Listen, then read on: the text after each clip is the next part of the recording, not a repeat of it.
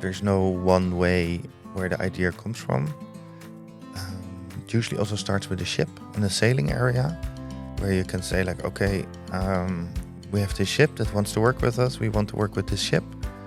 And then you look around in the area and then say like, okay, we can, between those two cities, maybe we can do something. And then you pretty much have to go there.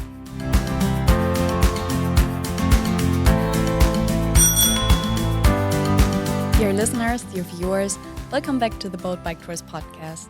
I'm Ennie, your host, and I usually work in sales and marketing for our Amsterdam office. And today I'm here with Sil Faas, Hello. who is working with me at the office. So it's nice to have you here. And I think it's best if you start by introducing yourself. Hello, thank you for having me. We already know each other. Yeah. But I also work in Amsterdam most of the times, and I'm working in the product development department. So we are mainly working on what is included in the tour, how do the tours run, where do the cycling routes go. I sometimes jokingly tell my friends that I get paid to think of how a holiday could look. And that's... the Boat Bike Tours philosopher. Yeah, that's true. That's in, where is it? In Salesforce somewhere. Yeah. Can you tell a little more about your background and how did you end up at Boat Bike Tours in the first place? Well, it's a funny story. Because I did not want to work in an office for a very long time. I was always concerned about sitting behind the desk the whole day and just typing on a keyboard, and that must be very boring, doing the 9 to 5 grind. So I was always very determined to become a captain. So I went also to the captain school. I first wanted to do ocean and then to the inlands. And I still to this day actually think that most of the work joy I had was on working on boats. And because especially after I made the switch at some point from cargo ships to passenger ships, and just the working on the boats and the traveling through Europe, that's just such a great feeling to be always on the way. What did you like better, the cargo ships or the passenger boats? Passengers, yeah. Why? Potatoes don't talk. It's a bit of a cliche, but passenger has its downsides because you're doing the same route quite often. And I was working on cargo boats and we were going all across Europe. I had a very nice colleagues to work with, but it's just 2-3 colleagues, and then you do every week the same with those colleagues, and you make a very knit bond. But after some time, you want some change, or at least I wanted some change. It's still a lot of people of my friends back then work in cargo, and they're having a blast. But for me, I swapped to passenger shipping. Accidentally, a boat bike tour ship. It is really a coincidence. And what exactly did you do there? I was a sailor. Okay. Yeah, I started on the Fleur. It's a boutique ship mainly sailing in France. It's a very small boat, 20 people. And I was the sailor that... I was, of course, doing the ropes in the locks and stuff.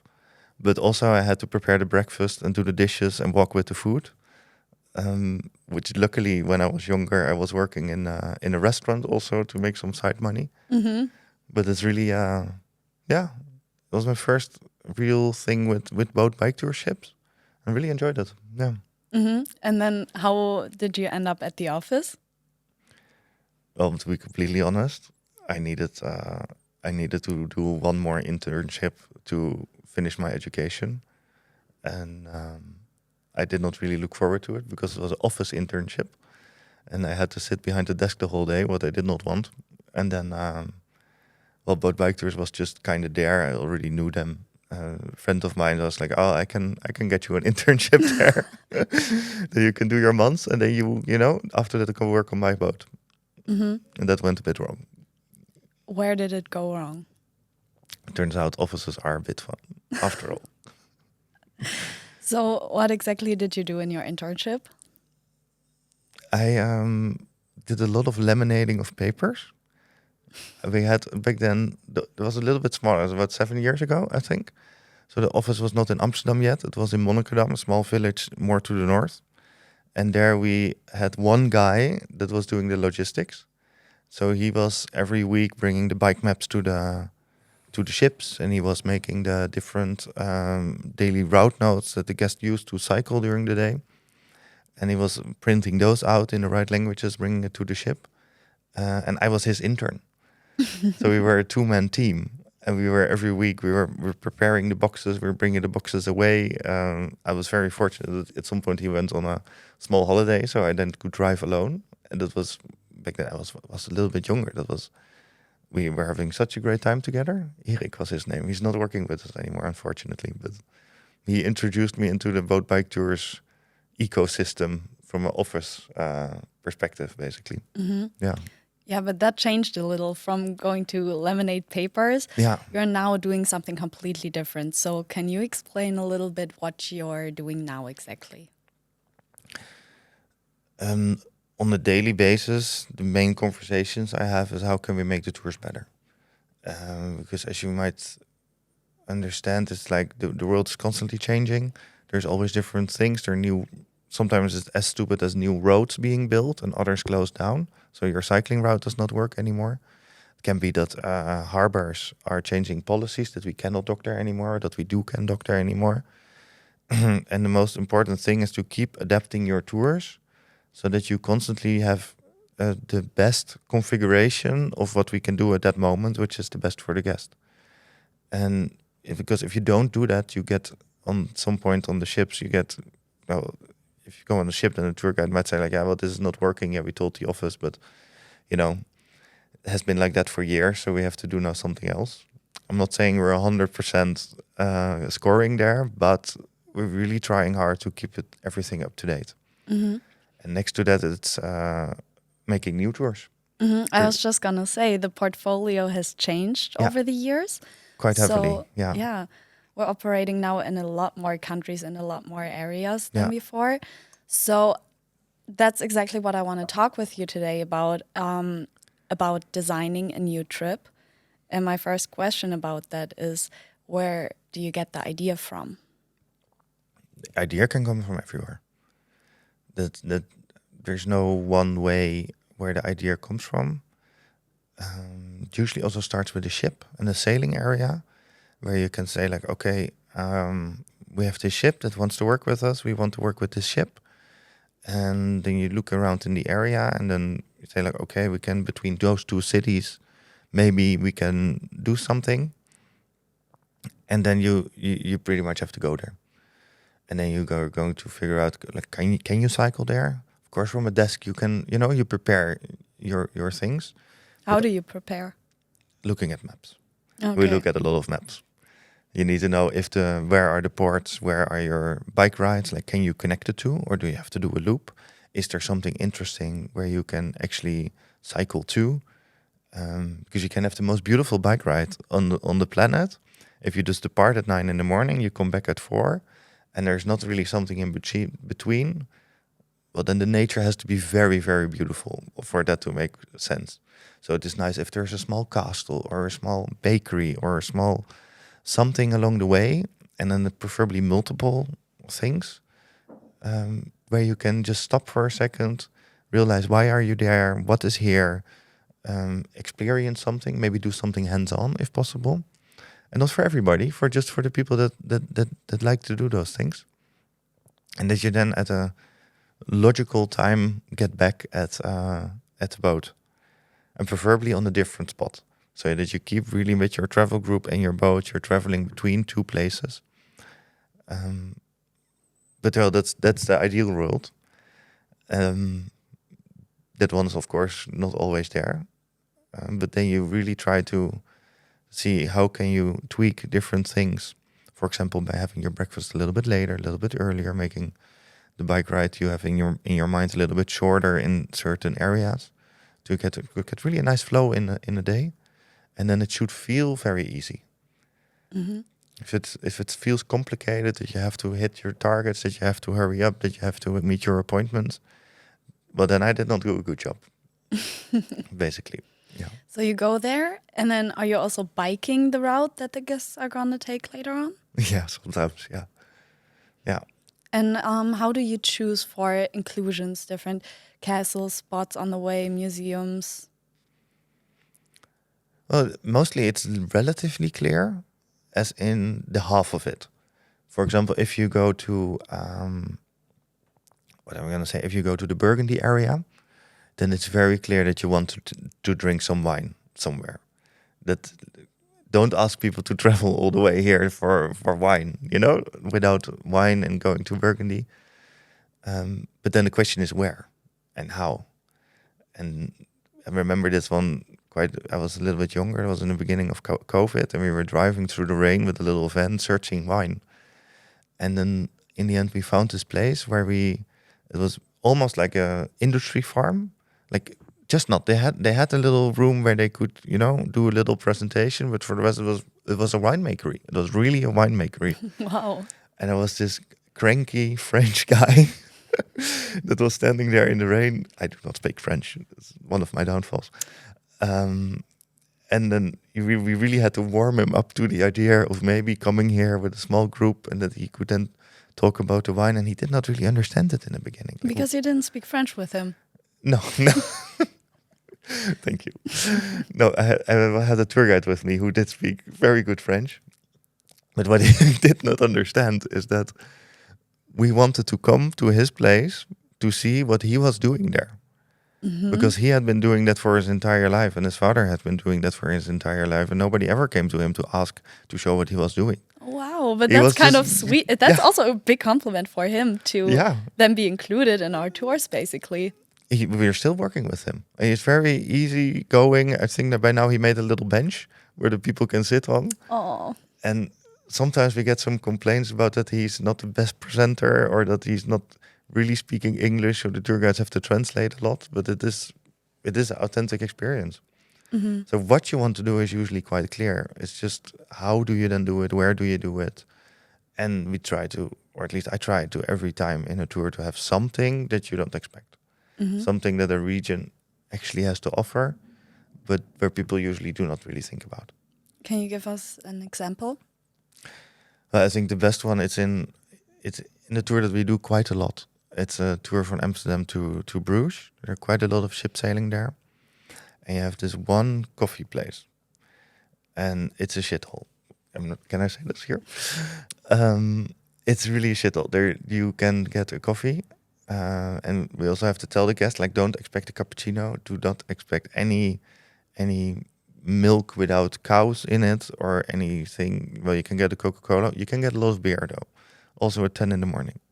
Okay. There is not really something else around, so we don't really have another option. But what it makes it really great is it is really local. So at 10 in the morning, the local people are sitting there enjoying their beers. Also on Monday, also on Tuesday. They always welcome you very heartily. The owner has been standing in that thing for forever. And it's just especially if the weather is a little bit better, but otherwise also, it's a very wholesome place if you're up for it. And what we always hear is that people are they don't really understand in the beginning why we go there. It's also quite a bold move, by the way. You have to have a good tour guide on your tour explaining why are we there, better than I'm doing right now. But after it, they really like, okay, if you want to know the Belgium countryside, understand where the Belgian beer culture is really, really coming from, then this is really a great stop. Yeah. Yeah, I mean, that's great also that you look at what is there to experience in which country, in which area, because I think that's why people come to do a boat bike tour, Yeah. to fully immerse in the culture. And then it's nice to have these local stops where you usually wouldn't go on your own vacation. No, never. Yeah. Yeah. And what was the most recent project or trip you designed? Yeah, you never design them alone, luckily. I think must be the Magnifique X, where I've been working on the most for the last half year for new tours. Can you tell us a little bit about it? Yeah, it's a new category that we're trying to introduce. Officially it's like luxury, more luxury than the current deluxe ships that we have. In reality, it stays, of course, about bike tours. So it is, European. It's Netherlands branded. It's like Netherlands managed. But we try to find all the little pain points in our current tours. Like where are the things where people sometimes say like, oh, yeah, I liked it, or I for example, I could find the ship, but it was a little bit stressful. So now we pick you up from the airport. Or people that say like, okay, I really enjoyed my tour, but the first night I was really tired because I just flew in from the United States, for example, and I was so jet lagged the first afternoon. I was just sitting there. I was a zombie. So now we include a night in a hotel beforehand for people to really land, walk around a little bit. And so we went through all the things that we knew that are not problematic, but ideal. And we tried to find like, okay, is there a way where we can solve that a little bit or where we can make that a little bit better? And I think we're relatively successful. And there's also a new ship being built that is also really like a next step compared to what the older ships were. How so? For starters, people want big windows. Mm-hmm. You can have golden sinks and whatever, but what people really want is big windows. So what they made it now all suite boat. So in the past, only the upper deck had suites, but now also the lower deck will have junior suites. They have quite a cool bar area where you can sit inside, outside, all the way through. So there are tons of little details on the boat where they also really went through like, okay, what are the things that we can improve here, and what can we do to really take away the things that are a little bit less ideal. But it's not done yet, so I cannot tell you the final things. It's our Frisian crew. We have a big Frisian population in our Minskip that is working on building the boat right now. So I think it's May, right? Mm-hmm. When it's gonna launch. Then we can tell everybody all about it. Mm-hmm. And can you tell us a little more about the route that it's gonna take? Sure. Yeah. Yeah, we're gonna go from Amsterdam to Paris. That's a long way. It's a very long way. How many days is that trip gonna be? That's a good question. I think 10 in total, with the boat portion being a 7-nighter. And then we have one pre-night in a hotel and one post-night in a hotel in both Amsterdam and Paris. And then if you want, you can extend your hotel stay in both cities a little bit. And Yeah. how did you, so did you go to the cities to check out the hotels? How did you choose for the right hotels? Oh, that's a good question. Yeah. That's always a choosing is eliminating. So you really go like, okay, what are my options here? It's a new category, but you have still a certain budget in mind. And then you try to find the best hotel that fits your needs. So for that, you have to go there. I have to admit that in these cases, my colleague Rudy chose the hotels for this tour. But then you really go there, you walk over the streets, you go into hotels. It's quite fascinating, by the way, that you can just walk into a hotel and say like, hello, I'm from Boat Bike Tours. Can I maybe see some rooms? And then they really give you the whole tour. That's impressive. Yeah, it's very nice. What a business card can do, so to speak. No, it's because the problem is you cannot see it on the pictures.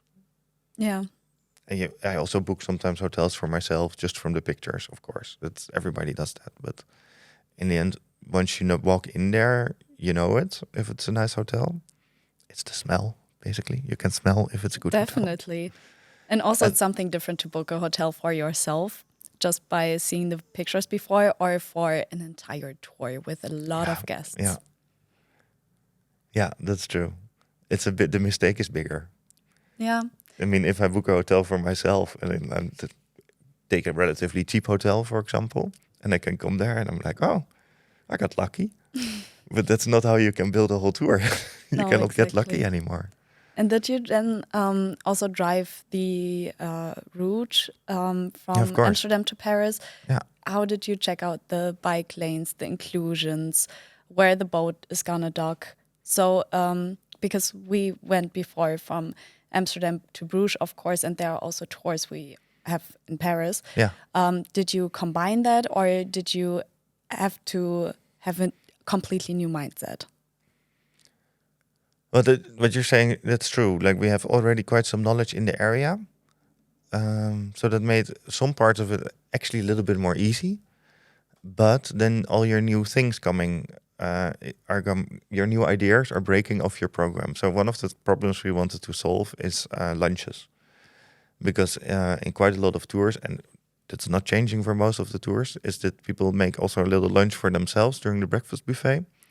And then during the cycling ride, they either go into a small restaurant or they go into a small supermarket, a coffee, and then also eat something from their lunch bags.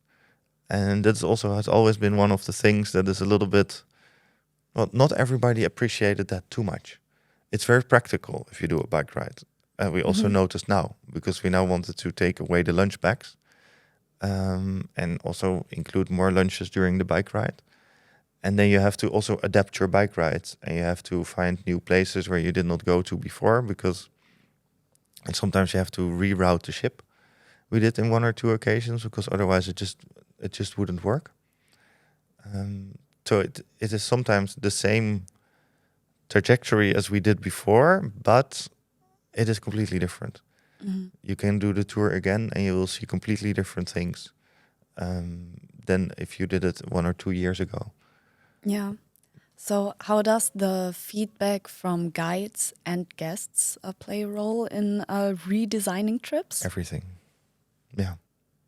So, what do you usually get from, or how does the feedback from guides differentiate to the feedback from guests, and what is being taken into account? But it's very important that people give feedback. Also the guides, also the guests, especially, because of course we also go out there, we go see, we go do the tour ourselves. But in the end, you can only do so much. Like we're a team of 3, 4 people that do this, so we can do, well. Let's say we all do 3 tours per year. Then, well, we're not nearly there. So what we read almost everything that the guides sent in and what the guests sent in. Also, both also give little stars, of course. So with some data tools, we can pinpoint where potential problems are and then dive deeper. And then you're looking for recurring themes. One of the things that we also tried to change for Magnifique X is that people said that they wanted to have more time in a certain city, Ghent in this case. And then, of course, there can always be a person that wants to have a little bit more time everywhere. But if you at some point think like, well, yeah, consistently people now keep saying that a little bit more time there and there would be appreciated, then you go back to the drawing board, Hmm. actually. And changing a tour is not never easy, because it's all the little components that have to come together in the end to make it feel easy. But yeah, we change every year, multiple tours, sometimes smaller, sometimes bigger. Yeah, I think there's also a difference between a temporary change and a Yeah. consistent change. So, what do you usually do when there are problems along the way? When a ship can't dock somewhere, when there is an emergency, what do you exactly do in that case? Yeah, depending on how big the emergency is, we Okay, let's yeah. say there's high water. Yeah, the first priority is everybody's safety, but I think that goes without saying. Um, and then we always try to reach the end destination, so that the people can just have their travels away from where they plan to travel away from. And after that, you really on a day-by-day basis go see like, okay, what can we do? How can we achieve those goals while still having some enjoyable experience? And sometimes it is then also important to just throw away everything that you have and just go back to the drawing board. For example, we had a tour, unfortunately, some time ago, where there were so many problems behind each other. It was a tour on a smaller ship in the west of the Netherlands, and there were just 3 bridges that broke Oh no. on different spots. So we could also not go around. It was like, okay, we cannot, on day 2 we cannot do it, on day 4 we cannot do it, and on day 6. So then there was like nothing left anymore to do. And I remember a colleague of mine had weekend shift, and we were calling on a Saturday night, like, what do we do? And then in the end, we just decided to do something completely different, to completely switch the itinerary to another tour. And I think the guide did a good job explaining that, because we gave them also some compensation in the end, because they did not get what they paid for. But they at least all went home with saying that they had a nice experience. And I hope that they come back next year to do the Experience the original tour. the original tour. Yeah, but mostly when things like these happen, we get positive feedback from guests and compliments on how well the trip was solved. And Yeah, that's more your area, right? yeah, exactly. Yeah, you get. No, it is terrible. Sometimes we did this together, and also with colleagues of ours. Then you go into, for example, a sales department, and they're like, "Hello, I have a problem," and then we write a nice letter together, and then you try to explain it. We're always quite honest, and like just sometimes quite technical, explaining what the problem is. But it must be terrible to go on your holiday, and then 2 days before your trip you hear like, well, unfortunately, we have an issue. Exactly. Luckily, it doesn't happen too much. No. This year was relatively quiet. Yeah, I thought so too. Yeah, I think Compared to the year before. Yeah. Yeah.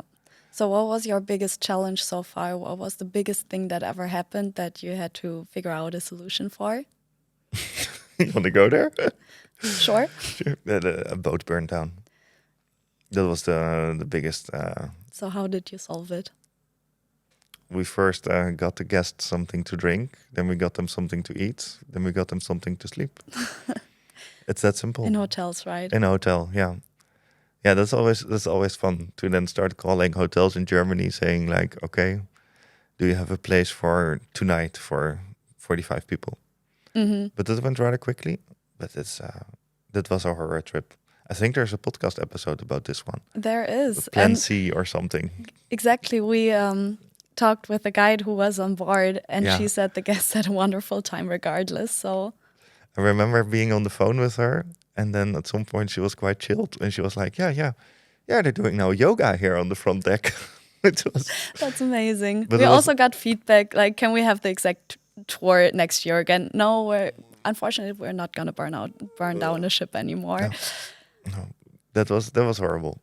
Yeah, but- if any of the guests are watching, I would like to apologize. That was not. That was very bad. But that was a once in a lifetime thing. Hopefully, True. fingers crossed. But yeah, that means your job is very agile. You have a lot of different tasks, responsibilities. I can imagine it never gets boring. No, it's quite fun. Yeah. My dream job. So we're coming also closer to the end of this episode. And I would like to ask a frequently asked question that we often get from guests. Sure. Can I open the window in my cabin if I'm on the lower deck? Sometimes. It really depends on It the really ship. depends. Yeah. Less and less, I might say. And that has to do just with safety regulations, as you also see in hotels. Quite a lot of hotels, they close down the windows. Also, ventilation systems gets better, so it's less necessary. It's like not at all a cramped or stuffy cabin. It's quite airy and light usually. But I have to admit that with new ships, new rebuilds, then usually the windows close. Although there are still ships where you can open your cabin. Yeah, cabin window. I mean, Yeah. yeah. Would be bad if you couldn't open the cabin anymore. No, that's not ideal. No, How's it gonna be like on the Magnifique X? closed Okay. on the lower deck. Upper deck is open, quite open. I might ask. Okay. Yeah.